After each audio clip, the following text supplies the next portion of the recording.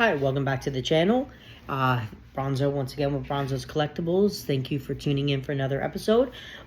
This week's dialogue is kind of interesting. This is my first garage sale as a hobby shop enthusiast looking for inventory. So the one thing that I did notice is that today's market's really weird, right? So like you will see a ton of people who have stuff who are maybe 10%, 20% knowledgeable of what they actually have, but they are overconfident in the price of what they have. So they're pricing it at a retail market value as though you are walking into a shop, buying something brand new, fresh off the floor, like new comic book smell. But that's not. At the end of the day, it's a used comic book. It's something that they read or somebody that they knew read. It's ended up in their hands, etc. So I've looked at a lot of yard sale, garage sale, contacted a bunch of people, and then I look at the asking price of what they have and what they're looking to get out of it, and it just doesn't align. It doesn't make financial sense. For 50 cents more, $1 more, I can walk into any comic book shop and buy it in better condition, and there's no way for me to actually turn a profit at the end of the day. So I've been on the hunt. I got lucky this weekend. I did pop on over about a 30-minute drive out to the beach area. Was able to find somebody that was selling comic books, stuff that he's done with. He wants to turn his inventory, make room. He's got new merchandise. He's got 2 kids just like I do, so he promised his wife he wouldn't spend a lot of money on comic books in the future, that when the kids came. So he sells what he had. He buys new stuff. He's going to be selling that, buy new stuff, use whatever money he accumulates to just buy and turn profit. So add to his collection. So we'll start with some of the comics that I did pick up. So some of the newer Punisher series, I got a whole run on the series. Luckily, I mean, these aren't much, like as far as retail is concerned. They're like $4 or $5 a pop. They're all in really good shape. So I was able to get these. I'm thinking about just actually sending all of these off for CGC grading. CGC grading, like baseball card grading, is basically where you buy an independent evaluator to look at the comic book, determine what condition it is in, then they seal it in a case, and it stays in the case and stays that way for until you crack open the case. These all being kind of a newer series, I'm probably not going to do that with initially. I am going to basically just put these and hide these in my closet for now, and let these kind of like just, run their course until they're, valuable. But what I did find was he was selling some of these comics that are the older series from the 80s and the 90s when I was collecting. So I was able to come across some really cool ones. Daredevil 189. Daredevil 206. I've always loved this cover with the Kingpin in the back. Look at how cool that is.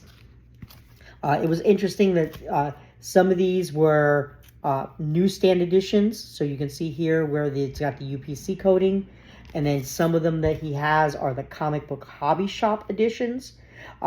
Just from a value perspective, this one with a UPC coating is worth a little bit more than a hobby shop, because these people bought them from a newsstand and just read them. So the conditions are usually a lot worse than somebody that bought them in a collectible shop, threw them into a bag and board, and saved them right away. So super cool.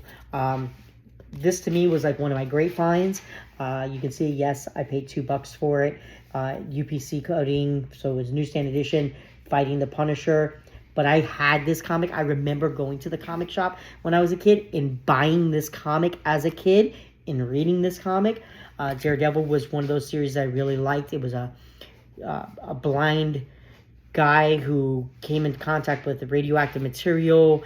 It blinded him, but it heightened his other senses. He was a religious man, but battled with more conflict. So it was just super cool kind of just, character with the constant resolve of, am I doing the right thing? So with the Human Torch, super cool cover.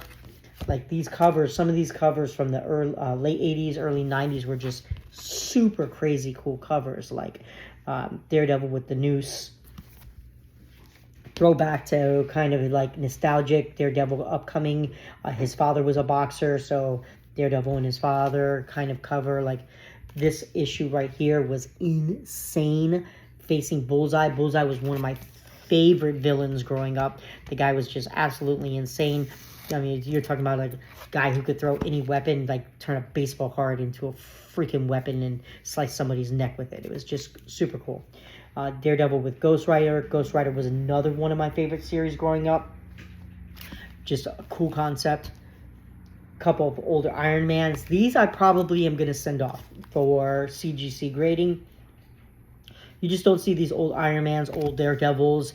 Get them CGC graded. Get them independently evaluated. This was a cool cover that I got. It's a fold-out tri-cover. Picked it up. And then some of the newer comics, Invincible Iron Man. I wanted to read this series. I wanted to like see what the relaunch was all about. Super cool that I was able to pick these up. I was also able to pick up some D&D board games.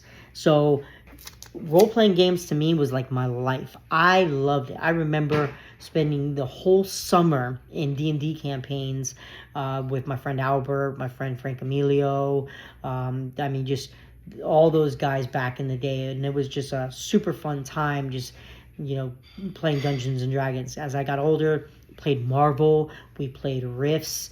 So, you know, when I get to the hobby shop and I get my hobby shop, I'm going to be finding storytellers to recreate those kind of like games. We're going to have game nights. We're going to just sit in the back of the shop, let them just have at it. Pizza, beer, chicken wings, and just hang out and have fun. So that's part of the nostalgia that I grew up with. It's something I'm looking forward to instituting one day. Anyways, that is my first garage sale pool. These are definitely was a great time, great experience, and I met a really cool guy. Got to help him out, and I can't wait to see what he adds to his collection. So anyways, peace out. Love you guys.